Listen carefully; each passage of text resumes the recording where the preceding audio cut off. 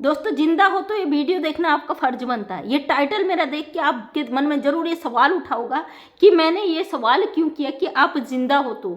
लेकिन आज कहीं ना कहीं ना हम लोगों की इंसानियत अंदर से मर चुकी है। हम समाज में जिंदा तो हैं लेकिन कहीं से भी हम जिंदा नजर नहीं आते। अंदर से हमारी कुछ ये लगता नहीं हम किसी प्रकार से जीवित है। ये घटना आज मेरे लिए आपके बीच रखना बहुत जरूरी था क्योंकि हमारा समाज इतना नीचे गिर चुका है, इतना हद तक बेशरम हो चुका है, इतनी बुरी तरीके से गलत रास्ते पे जा चुका है कि ये बात रखना मेरे लिए आपके सामने आज बहुत ज़रूरी था।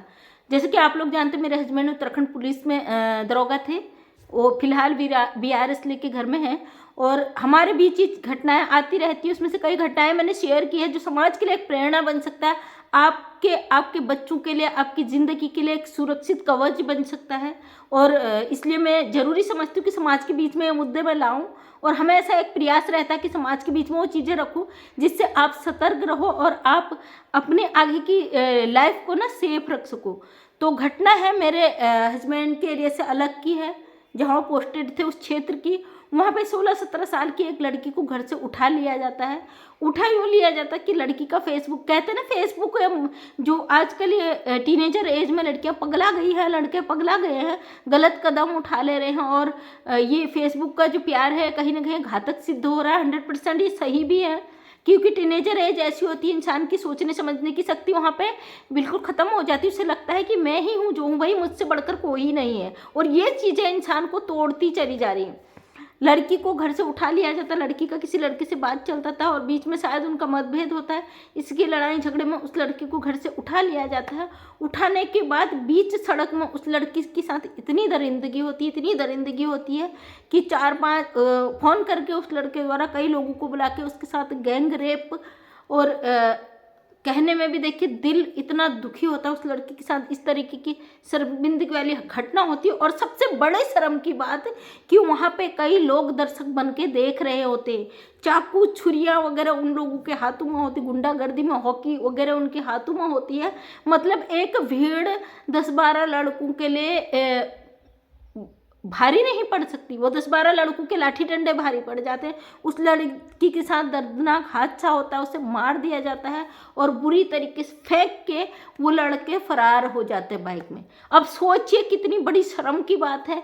और हमारा समाज में हमारे बच्चे, हमारी बेटियां कहाँ सुरक्षित है, कहाँ फेस सुरक्षित है, हमें मुझे बताइए आप लोग। अगर हम दर्शक बन के देख रहे किसी लड़की के साथ इतना दर्दनाक हादसा होते हुए तो हमारे मन में ये चीज़ नहीं आता होगा कि हमारे बच्चे भी जाते बाहर, कहीं उनके साथ भी कोई ऐसी स्थिति न घटे। अगर हम दूसरे की बेटी को अपनी बेटी समझ के चले ना तो ये घटनाएं ही नहीं हो। मुझे उस लड़की के साथ गलत हुआ हो तो उसका बहुत खेद है, लेकिन मुझे इस बात का बहुत शर्म है कि हमारे देश में ऐसे जिंदा इंसान है जो बिल्कुल मर चुके हैं, जिनका इंसानियत मर चुका है, जिनकी बिल्कुल वो ख़त्म हो चुकी है। और यहाँ तक कि इतना होने के बाद कोई पुलिस को सूचना नहीं देता, कोई उसे रोकने का प्रयास नहीं करता और वो लड़के अपनी दरिंदगी करके बाइक में सवार होकर अपनी बंदूक जो भी उनके पास चाकू छुरी हथियार हॉकी हैं उनको लहराते हुए चले जाते हैं बीच रोड में। परिणाम ये होता है कि लड़की की जो फेसबुक के द्वारा जो भी लड़ाई झगड़े होंगे वो तो बाद में पता चल ही जाएगा पुलिस कार्रवाई में,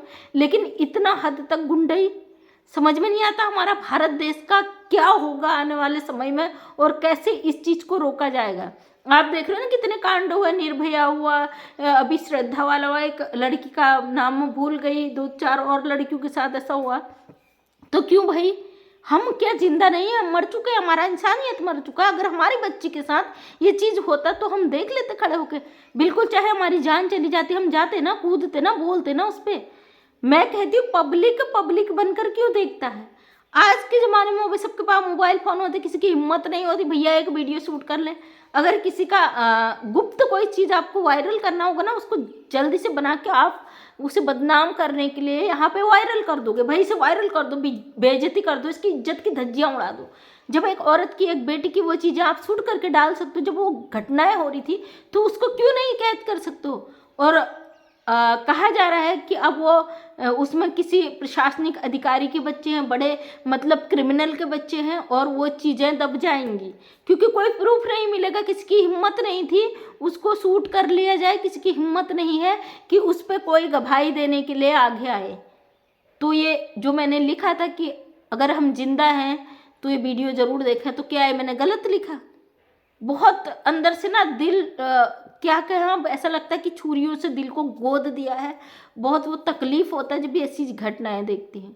और ज़रूरी है इस टॉपिक पर बात करना, क्योंकि हमारी बच्चियां आज कहीं भी सेफ नहीं है। और मैं उन बच्चों को मैसेज देना चाहती हूँ, अगर आपका किसी से अफेयर चल रहा है, किसी से रिश्ता चल रहा है, किसी से आपका कोई प्रेम प्रसंग चल रहा है, तो भाई अपने घर वालों से ज़रूर शेयर करें, अपने घर वालों को इस बारे में बताएं, ताकि आपके साथ कोई घटना घट जाए उसके लिए आपके लिए लड़ने को कोई खड़ा रहे। आपका परिवार से बेस्ट कोई हो नहीं सकता आपके लिए लड़ने के लिए। देखिए ना, ग्रुप जो समूह जो बाहर का व्यक्ति देख रहा है आपको आपके साथ ये दरिंदगी होते हुए, वो नहीं बोल रहा, वो उसने आपको बचाने का प्रयास नहीं करा, उसने पुलिस को गवाही देने का प्रयास नहीं करा, और इतनी सारी घटनाएं हो गई और एक लड़की के साथ ये हादसा हो गया, वो दुनिया से चली गई। लेकिन अब उसके पीछे कोई नहीं बोलेगा, क्योंकि प्रशासन है। अगर गुंडा टाइप के हैं तो क्रिमिनल है, लोगों को डर रहेगा कल के दिन हमारी बेटियों के साथ नहीं हो जाए। तो इस तरीके से तो क्राइम बढ़ता जाएगा। क्या 10-12 लड़कों के उन चाकू तलवारों के आगे आपकी भीड़ फीकी पड़ गई थी? आपका इंसानियत मर चुका था, आप गिर चुके थे वहाँ पे। और मैं उन लोगों से भी कह रही हूँ जो लोग ऐसी सिचुएशन को देखते हैं, मज़े लेते हैं। भाई ये समाज, अगर आप इंसान हो ना, जागो। अगर आपके इर्द गिर्द ऐसे संदिग्ध लोग पाए जाते हैं, उसके लिए फाइट करो, लड़ो, क्योंकि आप जिंदा इंसान हो, आप मरे नहीं हो। आपका अंदर का इंसान अभी जिंदा है। आपका हक बनता है, आपके सामने गलत चीज़ें हो रहे हैं तो उसे रोको, आप उससे फाइट करो। क्या होगा? आपकी जान चली जाएगी ना, उसके बाद अमर हो जाओगे आप, क्योंकि सामने वाले जहाँ पे भी आपका नाम लेंगे अमर में लेंगे, बुजदिल नहीं कहलाओगे। ऐसे तो आप बुजदिल हो, डरपोक हो, ना मर्द हो, अगर इंसान हो। तो मैं कहती हूँ आप में इंसानियत नहीं है। उतने भीड़ में एक लड़की के साथ ही हादसा हो जाता, बहुत दुख हो रहा है अंदर से सुना। लेकिन कहते ना पहाड़ के इलाके जहाँ पे ये सारी घटनाएं होती है, अंजाम होते हैं, लेकिन उसके बाद चीज़ें दब जाती है। अभी हुआ था अंकिता भंडारी वाला केस, क्या हुआ? एक नेता का लड़का था, कुछ समय जेल रहेगा तो वहाँ जेल में तो खातिरदारी होगी उसकी और आराम से निकल जाएगा। क्या होता है? कुछ नहीं होता ना। लड़की मर गई, मर गई, इज्जत गई, गई, क्या फ़र्क पड़ता है? जो जिसने क्राइम किया है वो तो जिंदा है, कुछ समय ऐसो आराम में था जेल में, और आने वाले समय में वो जिंदा रहेगा और भी फले फूलेगा। भाई आपके पास पैसा है, अनाधुंध प्रशासन की पकड़ है, आपकी मर्जी है, आप चाहे जो करो। फिर कोई गरीब की लड़की मारी जाएगी, फिर कोई अमीर का लड़का, फिर कोई नेता का लड़का ये गुंडा ही करेगा, क्योंकि ये मौका हम दे रहे हैं उसे। अगर उसके मन में एक खौफ बैठ जाए ना, पब्लिक हमें जिंदा नहीं छोड़ेगी, उनके सामने हमारी हिम्मत नहीं, तो ये बेखौफ दरिंदगी करने वालों की औकात नहीं है हमारी बच्चियों के आगे आंख उठा के देख सके।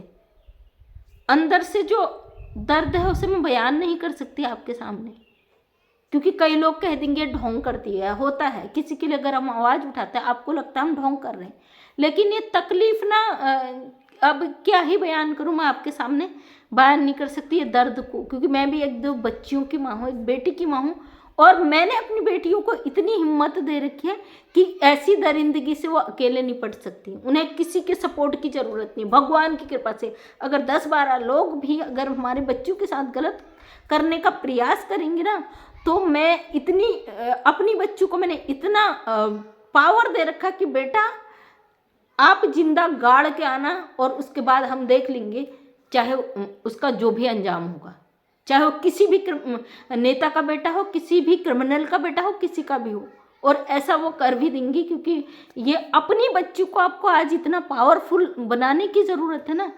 कोई नहीं आएगा मदद करने। ये हादसे के बाद मैं दावे के साथ कह सकती हूँ कोई भी आपकी बेटी की इज्जत बचाने नहीं आएगा, कोई भी आपकी बेटी को बचाने नहीं आएगा। ये समाज, ये दुनिया, ये तमाशा देखती रहेगी। अगर हो सकेगा तो आपकी बेटी के जो शरीर में कपड़े नहीं होंगे ना, तो उसका वीडियो बना के उसे गलत तरीके से पेश कर देंगे, लेकिन उसे बचाने, उसकी इज्जत को बचाना किसी के बाप में इतना दम नहीं है कि वो आएगा। इतनी औकात रखो यार कि बच्ची किसी की भी हो, बच्ची ही होती है। इतनी औकात अपने अंदर रखो। औकात कह रही हूँ तो आप समझ सकते हो मैं कितने दर्द से गुजर रही हूँ और कितने तकलीफ से मैं गुजर रही हूँ, किस परेशानी से मैं गुजर रही हूँ, मैं क्या फील कर रही हूँ। मुझे लग रहा है उस बच्ची के साथ नहीं, आज शायद ये हादसा मेरी बेटी के साथ हुआ है, और मैं कसम से वहाँ होती ना मर जाती, लेकिन एक प्रयास जरूर करती कि उन मारने वालों को मिट्टी में मिला के छोड़ के आती। तो दोस्तों बहुत तकलीफ था, मुझे लगा मुझे आप लोगों के बीच में ये शेयर करना चाहिए, क्योंकि आज हमारे समाज की जो दुर्दशा हो गई ना, जो आप सही लोगों पे उंगली उठाते हो, जो आप सही करने वालों को पीछे घसीटते हो, जो बच्चे कुचे लोग हमारे दुनिया समाज में बचे हुए ना, वो भी पीछे हट जाएंगे अगर आप उनके पीछे पड़ गए तो। सही चीज़ों पर सही समय पर उनका साथ दो, ऊपर वाला आपका साथ जरूर देगा। तो थैंक यू दोस्तों, बहुत दुख है अंदर से। मैं मंजू विश्वकर्मा छोटी सी समाज सेविका, समाज में कुछ सुधार करने का प्रयास करती हूँ, लेकिन बहुत दुख होता है ऐसी घटना देख के। थैंक यू सो मच, तहे दिल से धन्यवाद।